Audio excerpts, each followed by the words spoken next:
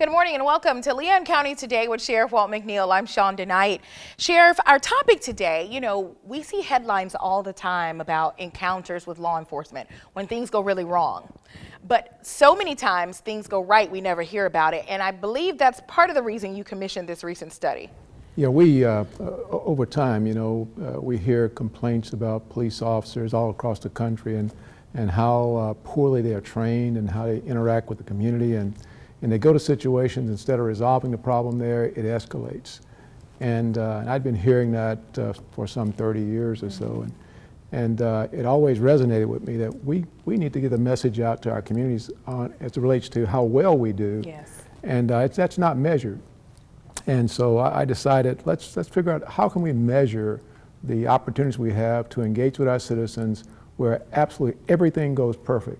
The citizens are happy with what we did. The deputy or police officer in those circumstances walked away without being harmed. Right. No fight took place, no one was arrested.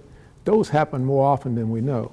And so I decided, let's see if we can't track that. Let's see if we can't find out exactly how good we are in law enforcement and let our citizens know. And so we came up with this de-escalation program, initiative, to identify our issues and problems and then try to make sure that if we do find a problem, we address it. But what we find is, my intuition told me that we're going to find more often than not, we do a great job.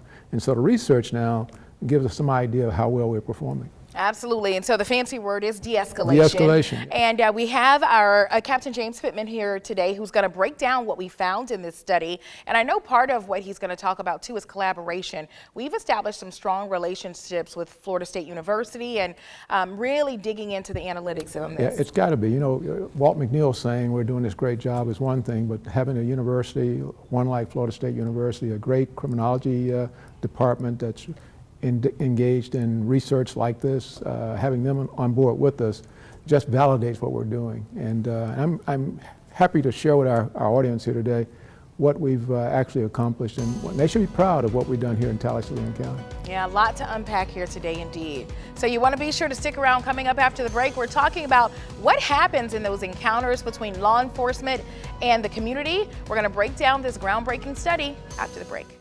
Hi, I'm Deputy Hall. This is your Safety Tip Tuesday. School is back in session. Follow these school bus safety tips to ensure you and your children's safety. Watch for and obey signals from school crossing guards. All drivers moving in either direction on a two-way street must stop for a school bus displaying a stop signal and must remain stopped until the road is clear of children and the school bus stop arm is withdrawn. Arrive at the bus stop with about 5 minutes before the bus is scheduled to arrive. And that is your Safety Tip. Have a great day. Download the Leon County Sheriff's Office mobile app right now. Our mobile app makes it easier than ever to report a crime and get important safety alerts. And follow reported crimes in your neighborhood, all in one convenient location in the palm of your hands. Download LCSO Connect right now. It's free in the Apple App Store and Google Play by searching LCSO Connect. You can more details about the features of the app on our website, leoncountyso.com. Another teenager, victim to fake pills. That smells like big crime that needs to be stopped. Before buying pills online, think about this. Should buying prescription pills be this easy? Yeah, bro, I'm picking up. Same guy. I bet. Got you 5. Think these pills are tested and safe? Think they're the same ones you get from a doctor? You know they're not. Did you know that fake prescription pills may contain fentanyl? And an amount small enough to fit on the tip of a pencil can be lethal. Listen. Before buying pills from social media, think again. Learn more at mcgruffpsa.org and go for real. This is another day to go further. With every step, we carry hope, and together, we celebrate every win. We carry the memories of those we remember, and we carry it all with strength, ready to fight back. We will never give up. We will never stop. For every cancer, every life. Join us at Relay for Life.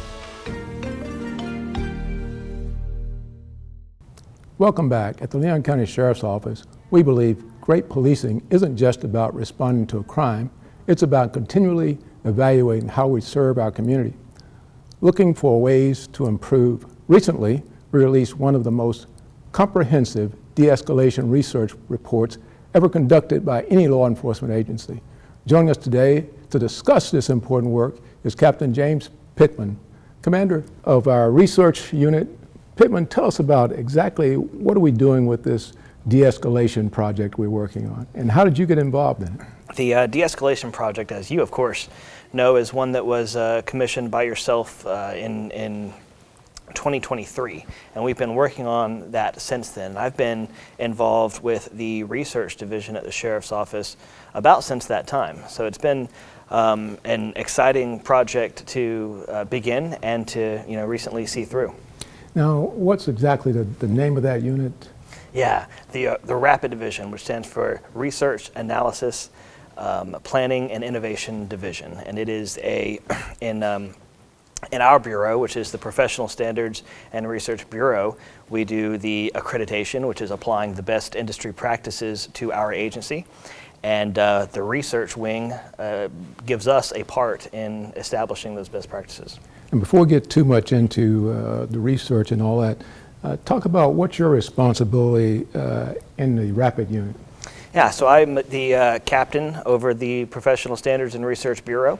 That, like I said, covers two primary functions. One, on the professional standards side, is the accreditation, which is a sort of a best policy and best practices application. Across the industry, we determine what best practices are. These accrediting bodies establish standards for us to follow that are based off of benchmark best practices across the industry. And then on the research side, we get to contribute to that body of knowledge by establishing best practices. Now, we've been engaged in this research for 3 or 4 years. Yeah.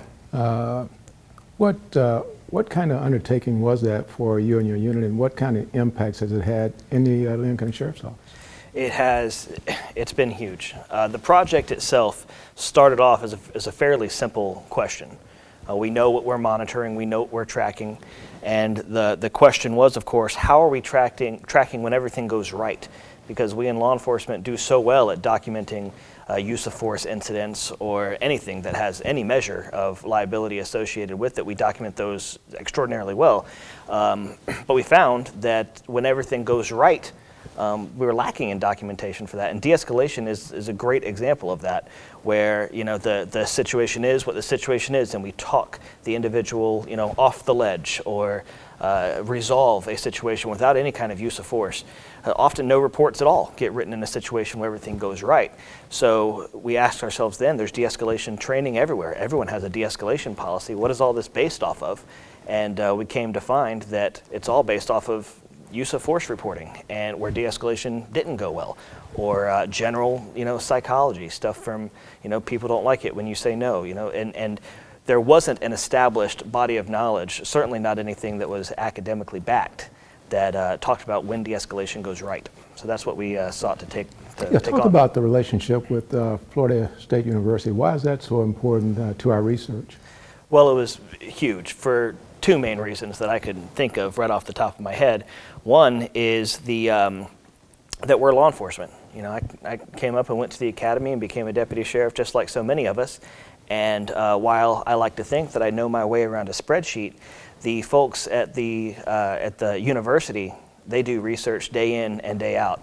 So they were able to help us with our methodology to make sure that our project, when we came out with numbers, that those numbers were met with the same academic rigor of any study that you can rely on out of the academic community. And the other side is validity. It's just one thing from a sheriff's office somewhere to say that something is true, but to have the backing and the oversight somewhat, and the checks and balances of that independent third party, and one such as Florida State University, is huge for the validity of the project. You can rely on these numbers. Yeah, I can't say enough about how much we appreciate that.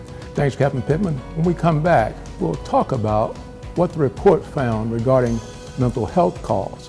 use of force, and how the research will shape the future in policing. Stay tuned. We all make choices. When it comes to alcohol, kids make choices whether to drink or not. Bye, Dad. Bye-bye. Remember, I'm going to Alex's party tonight and sleeping over. Have fun. Hey, have a seat for a second. Remind me about that party again? Alex is just And adults make choices whether to talk about it. That's true of parents and every other trusted adult in a kid's life. Kids want to know our expectations when it comes to alcohol and other drugs. They want guidance and honest answers to their questions. And it makes a difference when the message is consistent and part of everyday conversations. So talk with your kids and help lead them on a positive path. Because when you talk, they hear you. For more information about talking with your kids about underage use of alcohol and other drugs, visit underagedrinking.samhsa.gov. You are here, helping us give everyone the chance to live a longer, healthier life, free from breast cancer. You are survivors, you are thrivers and supporters. You are the heartbeat of the #1 breast cancer movement in the country. You are making strides against breast cancer. Together, we are the hope, the movement, the future. Join us. In 70-degree weather, it takes only minutes for the inside of your car to heat up like an oven. At 104 degrees, heat stroke begins, followed by loss of consciousness. Every year, almost 40 children die of heat stroke after being forgotten in a vehicle. A simple change in daily routine is often the cause. Look before you lock. Brought to you by Kids in Cars.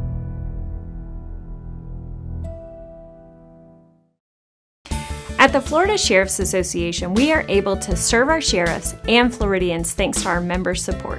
The FSA Member Perks program was created to give back to our members for all that they do. Members enjoy savings on restaurants, vacations, golf courses, car rentals, healthcare, movie tickets, theme parks, online shopping, and more. With over 300,000 offers, you'll always find ways to save. To learn more or to join the Florida Sheriff's Association, visit fsamemberperks.org. Welcome back to Leon County Today. We're discussing LCSO groundbreaking research on de-escalation with Captain James Pittman. Captain Pittman, what did the report reveal about de-escalation that we didn't anticipate?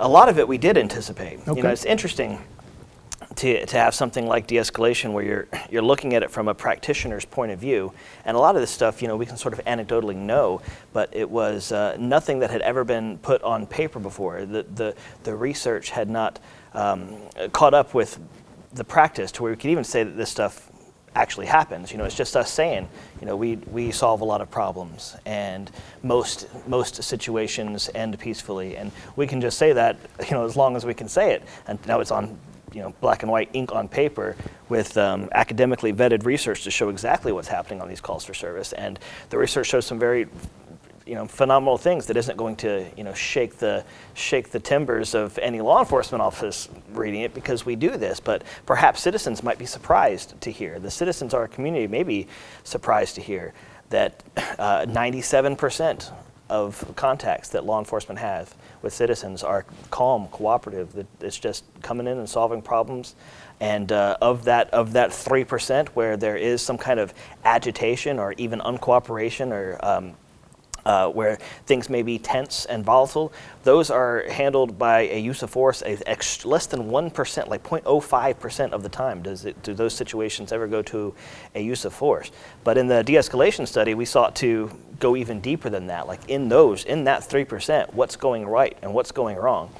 And we dove in at a granular level where we were coding down to the second of deputies' and citizens' behavior to figure out exactly what was working and what situations they were working in, where they were working, what times of day they were working in. And some things made sense, like, for example, roughly 57% of the time, situations were de-escalated when the subject who was agitated was separated from the source of agitation. That seems to make sense. That's not going to blow anybody away, but I'll tell you what, that 57% number is not one that we've ever been able to put on paper before to say. Similarly, something that perhaps we can teach and train people to do better is that 25% of the time, when a deputy gave an agitated person time to fully explain their position or give them the opportunity to vent, for maybe perhaps the lack of a better term, 25% of the time those situations were de-escalated without any kind of increase in agitation. And then just general things that perhaps our community may like or be surprised to hear is that between 70 and 80% of the time when a subject was agitated at the beginning of the interaction, when that deputy finished that interaction, the subject had decreased the level of agitation. Maybe not completely, but certainly was more calm in demeanor than they were when it started. And those are the kind of numbers that, of course, we know. We go to these calls for service and we're solving problems, which is essentially what de-escalation is. It's just solving a problem day in and day out. And unfortunately, what sometimes makes the news feed or the social media feed is the most sensational, sort of things with the pursuits and the fights and the chases and everything else. But the day in and day out of law enforcement is solving problems and doing de-escalation well. Let's talk about that for a minute. We left the first segment saying we'd come back and talk about how it's impacting folks out there with mental health issues and chemically impaired. Talk about that for just a minute. Sure. It's interesting in our profession how sometimes we train our law enforcement officers, sometimes these one-size-fits-all sort of solutions to problems. And what we found in the study, because we were able to go to that granular level, is that sometimes the techniques that worked well on an individual who was sober sometimes didn't work all that well on an individual who was impaired. For example, we monitored when a law enforcement officer thoroughly explained a situation to somebody who was agitated. We found that had more of effectiveness when the person was in their right mind than we did when they were not sober or experiencing a mental health episode, which makes sense, And and all of these things we can train now because we can show the numbers. Well, Pitt, I want to say thank you and your team for a job well done. I can express for the citizens out there how important it is to have cutting-edge kind of research that's taking place. So thank you. The Leon County Sheriff's Office is committed to transparency, accountability, and continuous improvement. This report not only highlights the professionalism of our deputies, but it also provides a roadmap for strengthened community trust and improved public safety for years and years to come. If you'd like to learn more or read the full de-escalation research report, visit the website leoncountyso.com. Coming up in this week's Deputy on Duty, it's back to school for Leon County students.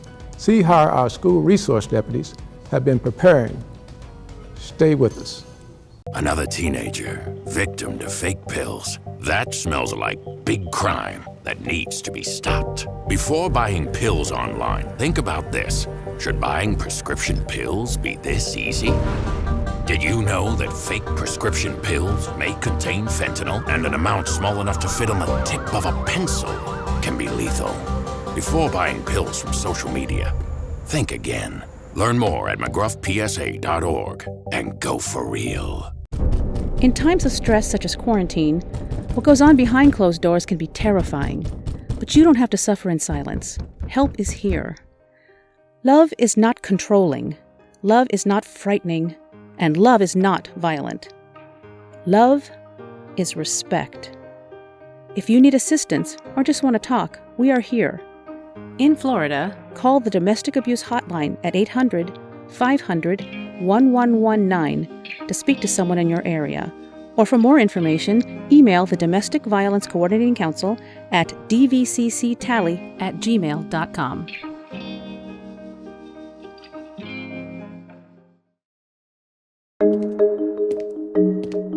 When it comes to vaping, the truth can get clouded. So let's make it clear. Vaping is not safe for kids, teens, or young adults. It's just not.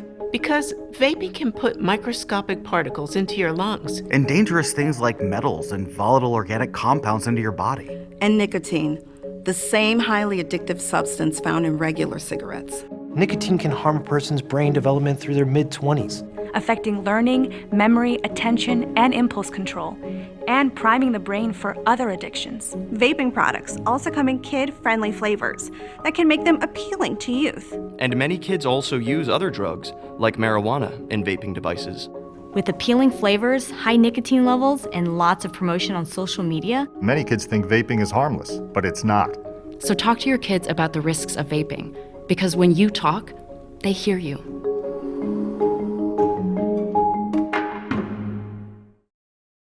On this segment of Deputy on Duty, school is back in session, and school resource deputies are ready for another year of keeping campuses safe. I'm Deputy Ryan Danner with the Leon County Sheriff's Office. I've been in school resource for this is my 9th school year. I started Heritage Trails for 4 years, Swift Creek for 1. This will be my 4th year at Lincoln, and I love it here. SRDs not only serve to protect the children, but they also serve as mentors and trusted resources for students and staff. An SRD is a school resource deputy. We provide just that, a resource for the school. We have the protection aspect. We're trying to protect campus from activist shooter events or any kind of law violation, but we also get the joy, the part that I enjoy, is the mentorship part where we get to help students out and bridge that gap between law enforcement and the community. Even when students are on holiday breaks, the training never stops. So we have trainings throughout the year. Obviously, with the Sheriff's Office on its own, we have firearms training, driving training, defensive tactics and stuff like that, but also as school resource deputies as a unit, we train throughout the year. We have a conference that we do every summer called FASRO, where we learn new initiatives, new training updates, new law updates. We get to learn things every year that kind of blow our mind with things that are happening, what kids may be doing that we kind of want to get ahead of. So we train throughout the year with a very good training unit. Every school year brings new challenges and new opportunities to support students and staff. One of the big ones is when we have, like I said, that being a defender and being the mentor, we have both roles, right? So when you build that trust with a student and then unfortunately that student ends up doing something maybe they shouldn't have, you feel bad that you're losing their trust, but you also have to do your job, right? So hopefully you've built a good enough relationship that they understand what they did maybe was wrong, and then they trust that you're making the right decision and they messed up. Building relationships with students and staff is a key part of the job that will help foster trust. So I've been running the Leon County Sheriff's Office Adventure Camp for 6-7 years now. It is a summer camp that's completely free to students. They have a boys' week and a girls' week every year. I have 30-ish students each week. And then throughout the week, we do tons of different events. On top of that, all of the deputies that work there are all school resource deputies, so the kids get to see, maybe their school deputy in plain clothes. And once again, being part of school resources, building that relationship with the students. So it's a good opportunity to do that. As the school year begins, Deputy Daner says this for students and families. Please come to us or an adult or a teacher or any sort of somebody you look up to when you are having an issue, whether it be a law enforcement thing or just something personally or something about mental health, whatever you feel like, please come see somebody, as I would like to get in front of things before they go the wrong way. He says his favorite part about being an SRD, like I said, I've been in school resource for 9 years now, so I've had kids that were maybe in kindergarten that are now going into high school, or I had kids that were in 5th grade that have since graduated, and I see them out in the public, and it's really cool, seeing how they've progressed. It's getting to those kids that may have, once again, not have had a great relationship with law enforcement, and then now they're, coming over and hanging out and coming into the office and telling me how their day's going and, saying, hey, Dep, you helped me out a lot when I was in 6th grade, and now I'm doing this, or now I'm in the Explorers program with the Sheriff's Office, or now I want to be in law enforcement, stuff like that. That's really rewarding, and that gives me a reason to come to work every day. If you're ready to start a career at the Leon County Sheriff's Office, apply today at leoncountyso.com. For Leon County Today, I'm Giovanni Hampton. Download the Leon County Sheriff's Office mobile app right now. Our mobile app makes it easier than ever to report a crime and get important safety alerts. And follow reported crimes in your neighborhood, all in one convenient location in the palm of your hands. Download LCSO Connect right now. It's free in the Apple App Store and Google Play by searching LCSO Connect. You can more details about the features of the app on our website, leoncountyso.com.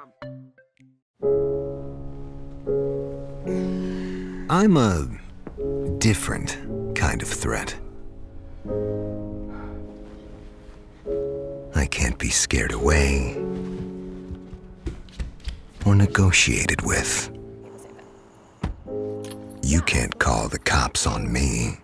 Do you still want to hang out after? I don't want your money or your TV.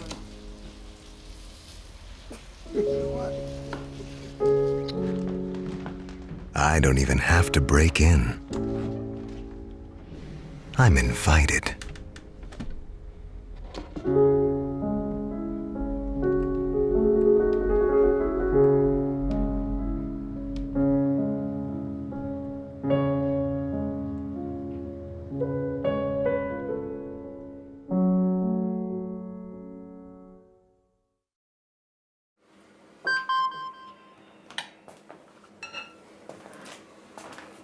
Email from school about the incident today. Scary. Tell me about it. Did you have any idea that was going on? None. I mean, you saw Derek at the game last night too. Did you have a clue? No, but you know, teachers like me, parents, we don't always know as much as you guys do. Kids hear first about what's going on with other kids. Half the time, it's rumors. It can be hard to tell sometimes, but if you're ever concerned about a friend who's having trouble with alcohol, prescription drugs, bullying, violence, anything, you need to tell an adult. Mom or me, a teacher, coach, school counselor, someone you know and trust. Dad, no kid is gonna tell an adult about that kind of stuff. I get it, but if we don't know, we can't help. Speaking up about a problem, that's what helping a friend is all about.